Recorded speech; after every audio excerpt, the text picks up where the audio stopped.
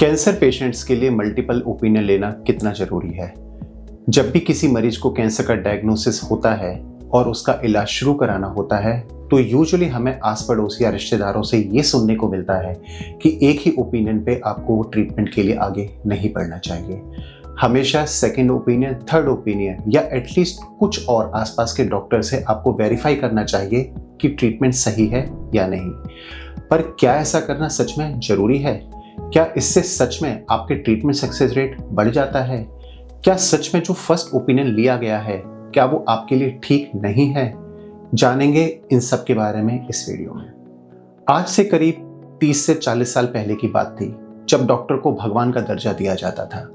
जो भी डॉक्टर कहते थे आपके ट्रीटमेंट के लिए वो फुल और फाइनल होता था। ज़्यादातर मरीज डॉक्टर्स को ना क्वेश्चन करते थे और ना ही उनकी बात पे कोई डाउट करते थे। तो जो भी ट्रीटमेंट डॉक्टर ने आपको एडवाइस किया गया है वो बिना किसी क्वेश्चन के उसको मान लिया जाता था।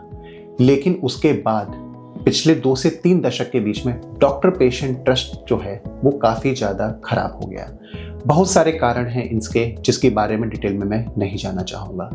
लेकिन इसके बाद एक इस तरह की टेंडेंसी आ गई कि कोई भी ट्रीटमेंट अगर आप स्टार्ट कर रहे हैं तो उसको 2 या 3 डिफरेंट डॉक्टर या 2 या 3 हॉस्पिटल से वेरीफाई जरूर कर लेना चाहिए।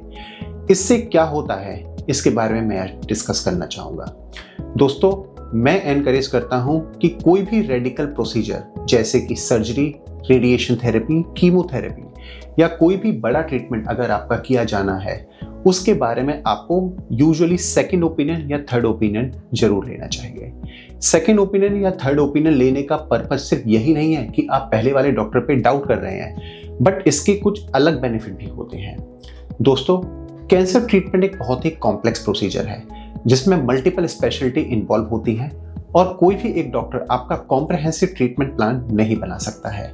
इसलिए अगर आप वेरियस डिफरेंट डॉक्टर से मिलते हैं तो आपको एक ज़्यादा क्लैरिटी मिलती है, एक आपको फोकस मिलता है कि आपकी क्या बीमारी है, क्या स्टेज पर है, क्या ट्रीटमेंट ऑप्शंस हैं और कौन सा ट्रीटमेंट ऑप्शन आपके लिए बेस्ट रहेगा।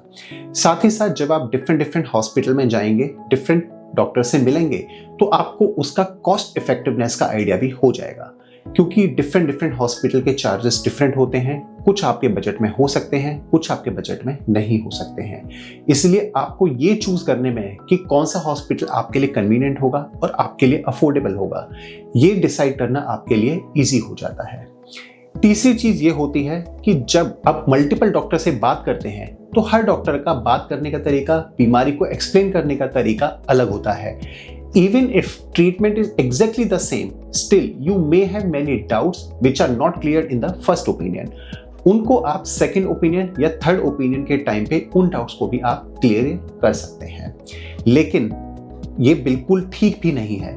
मल्टीपल ओपिनियन लेने के अपने नुकसान भी हैं। पहला नुकसान है कंफ्यूजन, क्योंकि कैंसर का ट्रीटमेंट इतना कॉम्प्लेक्स है कि अलग अलग इंस्टीट्यूट के अलग अलग प्रोटोकॉल्स होते हैं। So sometimes there may be small variation in the advices that you get. उनकी वजह से क्या होता है कि मरीज बहुत ज़्यादा कंफ्यूज हो जाते हैं और वो एक डेफिनेट डिसीजन ले ही नहीं पाते। दूसरा नुकसान होता है टाइम वेस्टेज। कई बार क्योंकि ये अस्पताल अलग अलग लोकेशंस में है, अपॉइंटमेंट लेना पड़ता है। एक अपॉइंटमेंट में आपको एक पूरा दिन वेस्ट हो सकता है। अगर आप मल्टीपल ओपिनियन लेते हैं तो कई हफ्ते सिर्फ मल्टीपल ओपिनियन लेने में ही वेस्ट हो जाते हैं और ट्रीटमेंट डिले हो जाता है।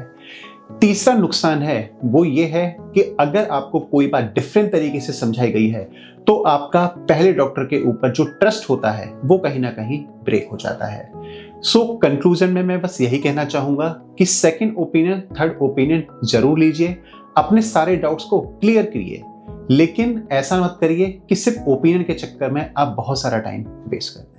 Thank you.